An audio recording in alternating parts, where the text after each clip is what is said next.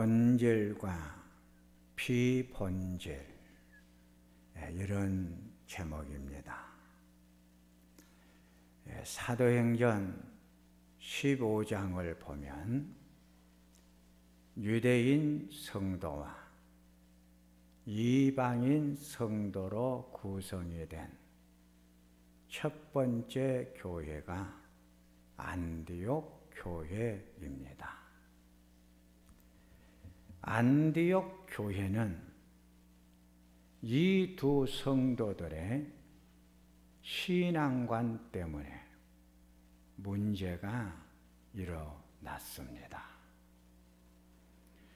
사도행전 15장 1절과 2절을 보면 너희가 모세의 법대로 할례를 받지를 아니하면 구원을 받지를 못한다고 문제를 제기를 하자 심한 논쟁이 벌어졌고 안디옥 교회는 바울과 바나바를 예루살렘에 보내게 되었고 이 문제 해결을 위해 모인 회의가 예루살렘 공의회입니다.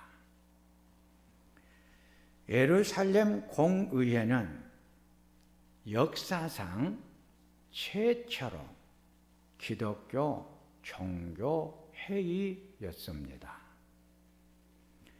예루살렘 공의회의 결정 사항은 두 가지를 결정을 했는데, 첫째는 유대인이나 이방인이나 구원을 받는 것은 율법 준수, 율법 행위에 있지를 아니하고 예수를 믿는 믿음으로 구원을 받는 것이다. 고로 이방인 성도들에게 율법의 무거운 짐을 지우지 말라고 했습니다. 유대교 신자들은 구원의 조건 중에 할례를 받아야 구원을 받는다고 했습니다. 할례는 이스라엘 민족이 되는 표인데 신약에서는 세례로 말을 했고 세례는 하나님의 자녀가 되는 사인입니다. 할례, 세례를 받는 것은 하나님의 자녀가 되었으므로 자녀답게 살기 위한 의식이지 구원의 선제 조건은 아니라는 것입니다.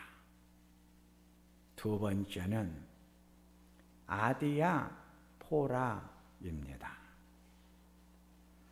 선악과 직접 관련이 없는 건덕을 위해서 금해야 할 것을 결의를 했습니다.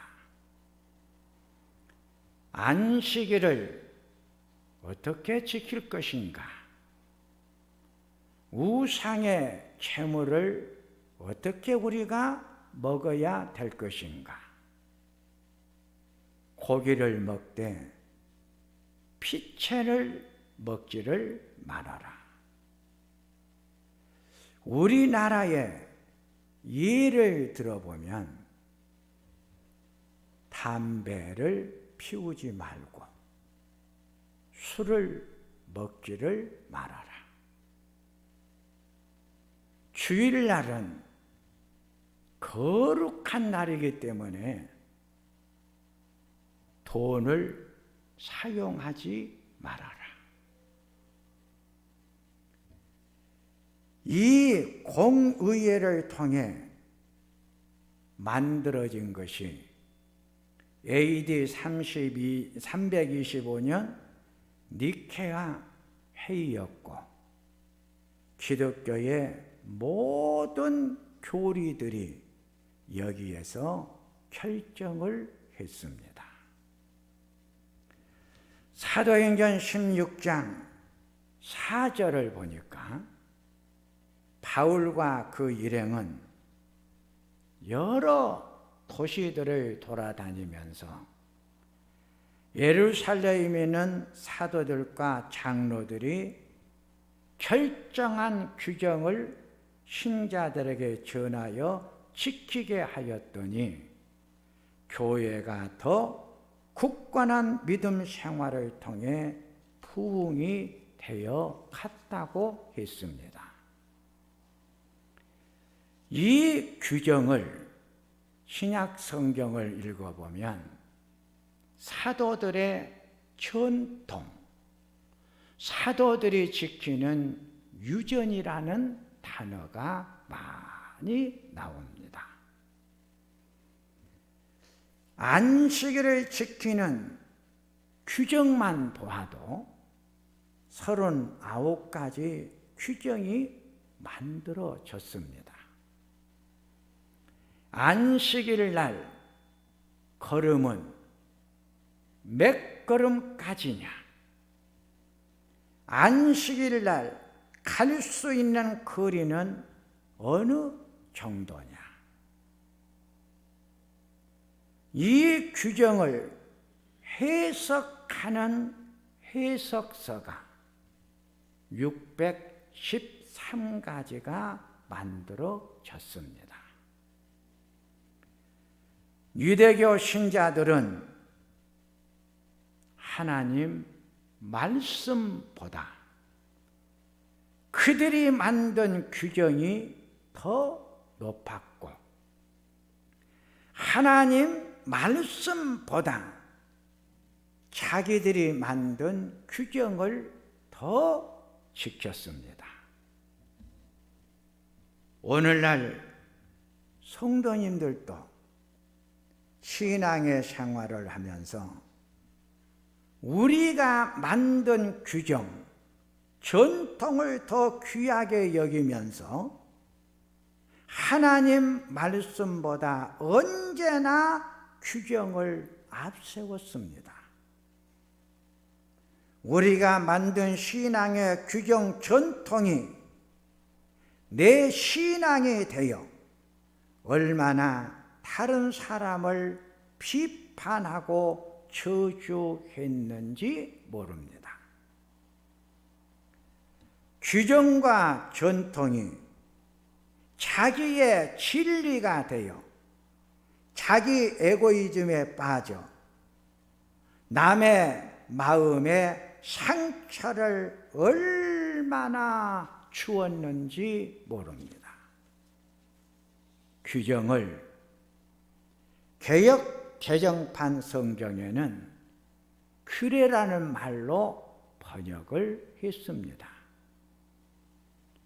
규례란 말은 생각한다는 헬라어에서 왔으며 예루살렘 총회 결의 상황을 말하는데 이 말이 그리스도교의 교리, 도구말한 신앙 용어가 채용이 됩니다. 교회 회의를 통해 수많은 교리가 만들어졌는데 이 교리가 천주교의 칠성례와 면죄부를 말합니다. 규례로 만든 면죄부가 로마 가톨릭을 무너지게 만들었고 루터는 이 규례를 고치는 종교 개혁을 했으며 이 종교 개혁을 통해 오직 말씀으로 하는 오늘의 개신교가 탄생이 된 것입니다. 우리가 만든 규례는 비본질이고 하나님의 말씀은 본질입니다. 비본질인 규례가 본질인 말씀 앞에 가면 안 된다는 것이 오늘 설교의 핵심입니다. 우상 제물을 먹는 것으로 문제가 된 교회가 로마 교회와 고린도 교회였습니다. 이 두 교회 성도들이 우상에게 바쳐진 제물은 절대로 먹지를 않았고, 레위기 11장에 나오는 제물의 자격에 적합지 않는 고기는 먹지를 않았습니다. 로마 교회를 통해서 우리에게 주는 첫 번째의 메시지는, 첫째, 남을 함부로 판단하지 말라는 것입니다.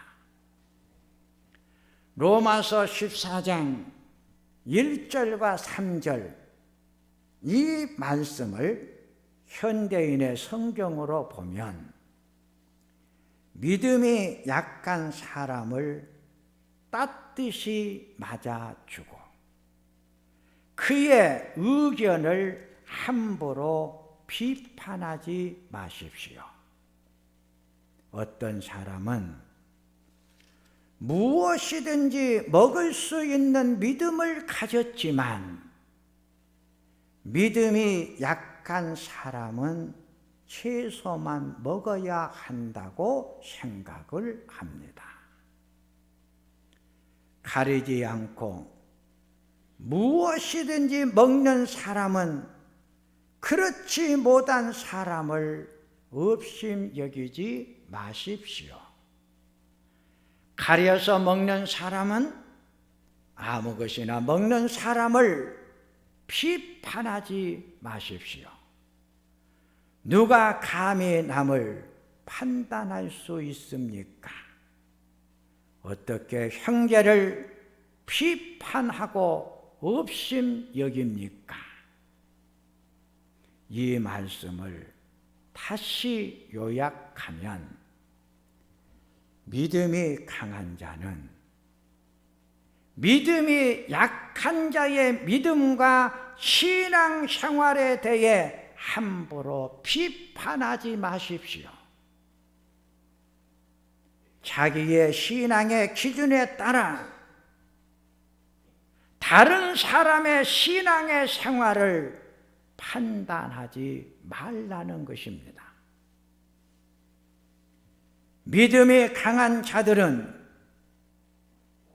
믿음이 약한 자들이 시험에 빠지지 않도록 행동을 절제하여 덕을 세우기에 힘을 쓰십시오.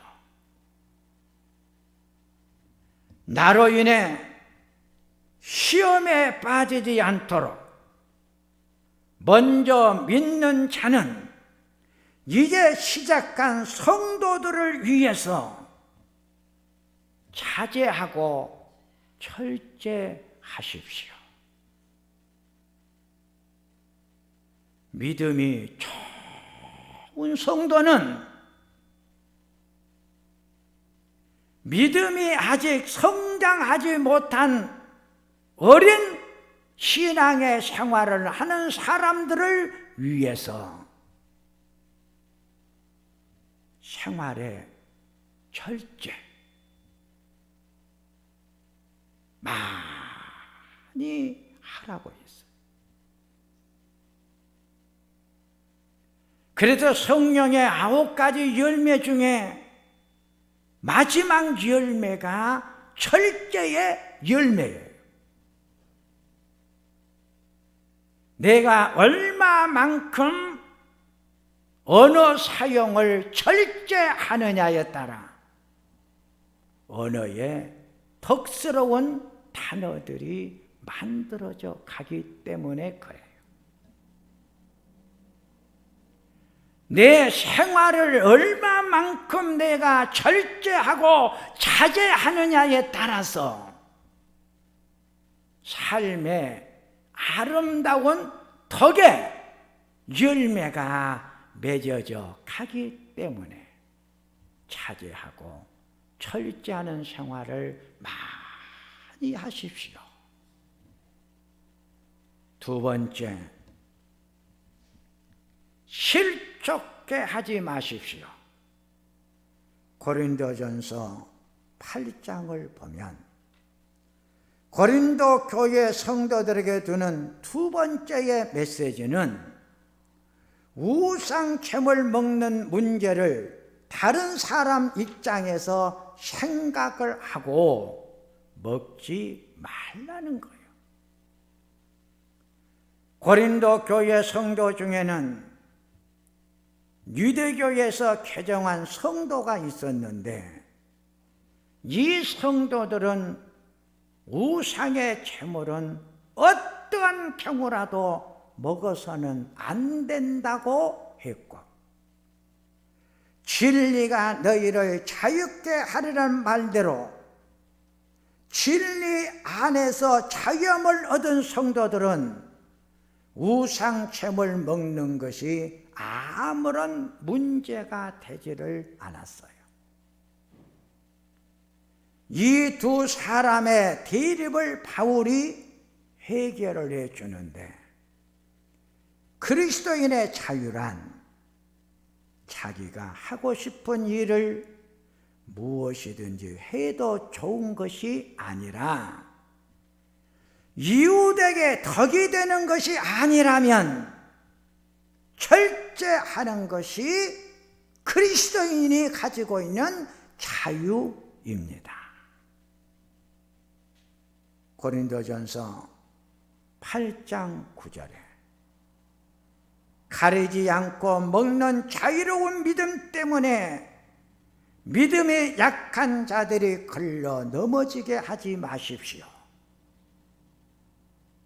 믿음 적은 여러분들이 우상 제물을 먹는 것을 보면 믿음 약한 성도가 우상 제물을 먹지 않겠습니까? 먼저 믿음 생활하는 여러분 때문에 이제 믿음의 길을 가는 자들이 망하게 됩니다. 신앙이 약한 성도가 실족하지 않도록 믿음이 연약한 이웃을 생각하고 성도들을 생각하면서 철저해야 한다고 가르치고 있어요. 로마 교회 성도들에게는 시험에 들지 않도록 조심할 것을 말을 했고, 고린도 교회 성도들에게는 강도가 높은 실족하지 않도록 넘어지지 않도록 철저를 강조를 하고 있어요. 세 번째, 믿음의 성숙입니다. 사도행전 10장을 보면 베드로 사도가 배가 고파 음식을 먹고 싶을 때 환상 중에 하늘에서 보자기가 내려옵니다. 베드로 사도가 보자기 안을 보니까 율법의 계명에 먹어도 되고 먹어서는 안 될 고기가 들어 있었습니다. 보자기 안을 바라보고 있는 베드로를 향해서 하나님이 잡아 먹어라 말을 합니다. 베드로가 주님, 깨끗하지 않는 것을 지금 지금까지 내가 먹어본 적이 없습니다. 어떻게 율법에 금한 고기를 내가 먹을 수가 있습니까? 나는 우리들이 만들었고 모세가 법으로 준 계명을 지키기 위해서 먹어서는 안 될 고기가 들어있어 나는 먹을 수가 없습니다. 예수님께서 베드로 사도에게 내가 깨끗하게 한 것을 어떻게 네가 속되다고 말할 수 있느냐? 여기서 먹어서는 안 될 고기는 율법, 규정, 규례, 사도들의 전통이며 율법의 규정은 금지입니다. 중단입니다. 하지 말라는 것입니다. 하나님께서 보자기 안에 들어있는 고기를 먹으라 말을 하실 때 내가 깨끗하게 만들어 놓았으니 먹으라는 거죠. 하나님이 깨끗하게 정결하게 만든 것이 복음입니다. 복음은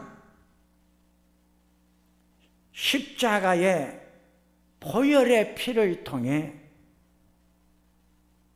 죄악을 씻어냅니다. 얼룩진 상처들을 씻어냅니다.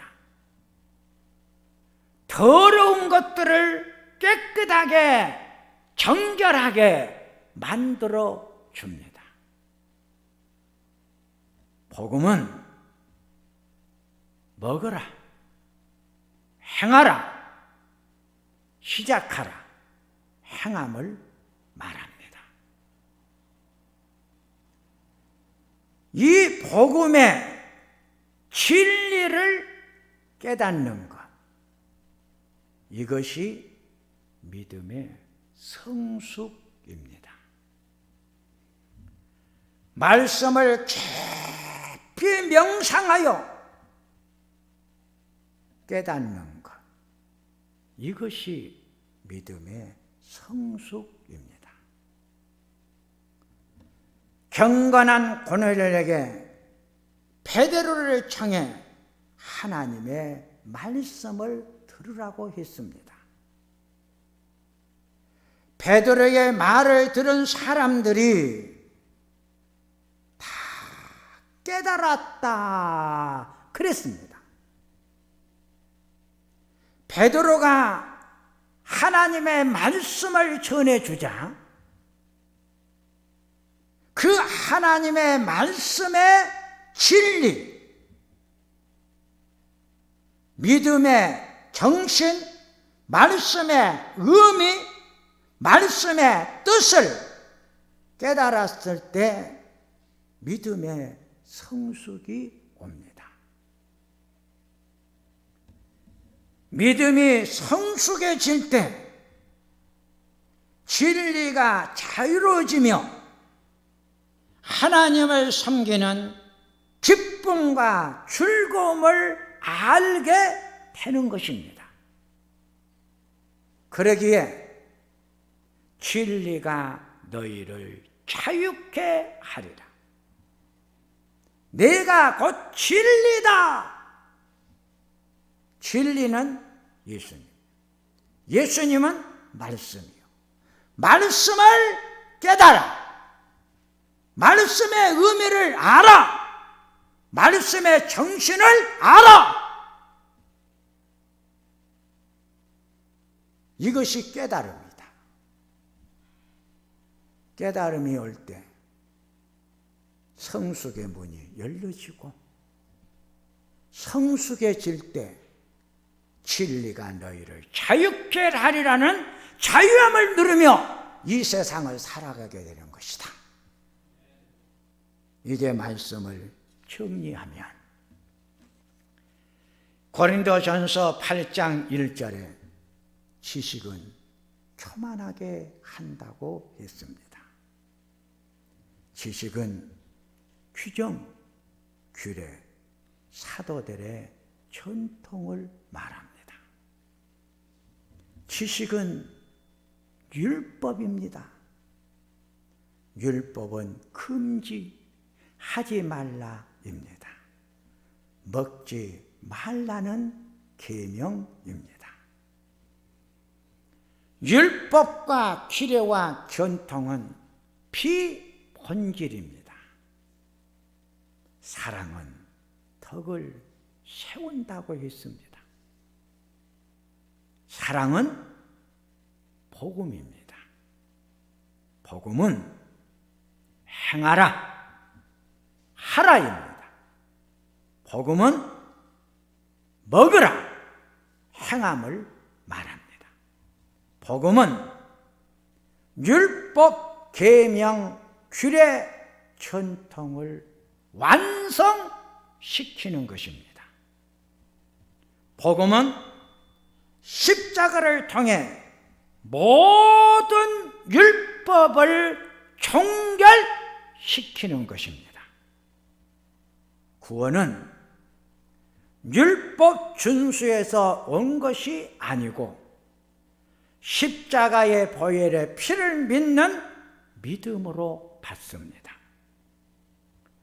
율법의 준수는 구원받기 위해 하나님을 보다 더 잘 믿도록 만든 규정, 규례, 전통, 유전입니다. 믿음이 강한 자들은 자기의 신앙 기준에 의해 믿음이 약한 자들의 믿음과 생활에 함부로 비판하지 말고 시험에 들지 않도록 절제의 덕을 소유하십시오.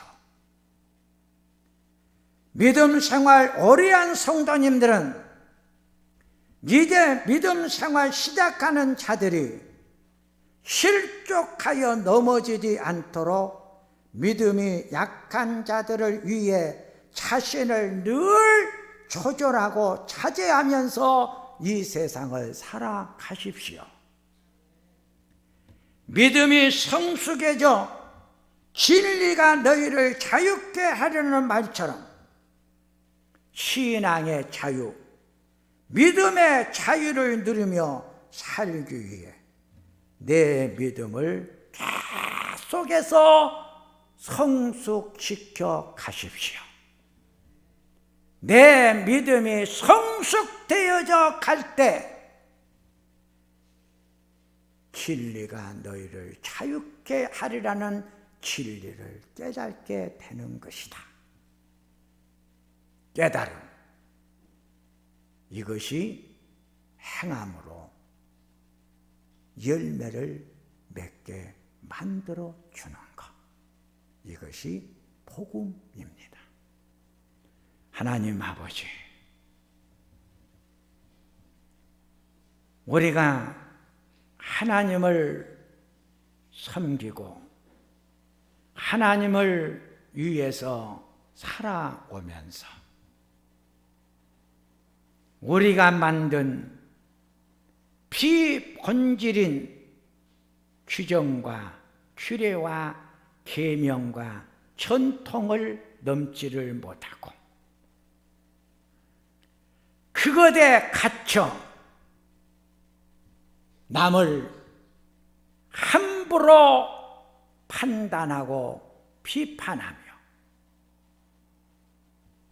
믿음이 연약한 자들이 마음에 많은 상처를 받게 만들었던 일들이 얼마나 많이 있었는지 모릅니다.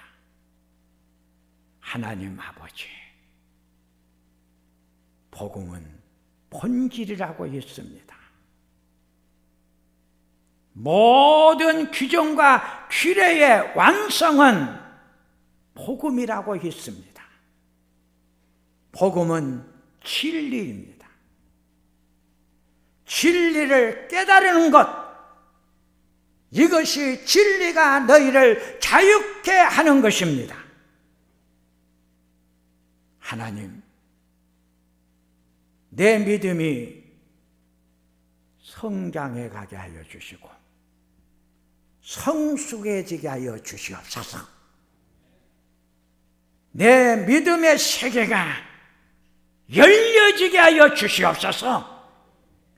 내 믿음의 세계가 복음이 되게 하여 주시옵소서. 내 믿음이 말씀이 되어 말씀대로 행함의 아름다운 열매를 맺어가며 살아가는 우리가 되게 하옵소서. 예수님의 이름으로 기도하옵나이다.